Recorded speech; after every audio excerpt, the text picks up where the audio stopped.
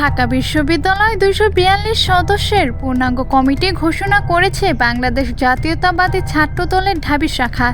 এক প্রেস বিজ্ঞপ্তিতে এ খবর জানিয়েছে দলটি। এতে বলা হয়, বাংলাদেশ জাতীয়তাবাদী ছাত্রদল কেন্দ্রীয় সংসদের সিদ্ধান্ত মোতাবেক ঢাকা বিশ্ববিদ্যালয় শাখা ছাত্রদলের পূর্ণাঙ্গ কমিটি প্রকাশ করা হলো।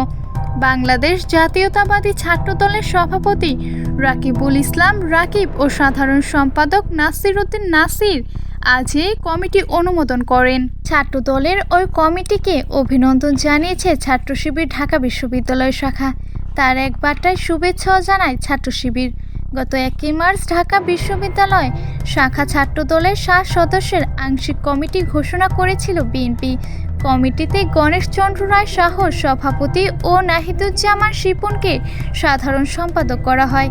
এছাড়া মাসুম লিল্লাকে জ্যেষ্ঠ সভাপতি, আনিসুর রহমান খন্দকার অনিককে সহসভাপতি, নাসির উদ্দিনকে জ্যেষ্ঠ যুগ্ম সাধারণ সম্পাদক, শামীম আক্তারকে যুগ্ম সাধারণ সম্পাদক এবং নূরে আলম ভূঁইয়া ইমনকে সাংগঠনিক সম্পাদক করা হয়েছিল।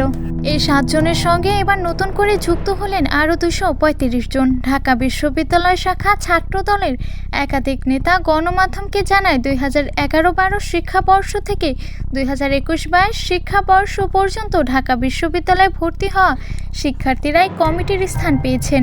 তবে কমিটির অধিকাংশ নেতারা 2016-17 থেকে পরবর্তী শিক্ষাবর্ষগুলোর মধ্যে বিশ্ববিদ্যালয়ে ভর্তি হয়েছেন।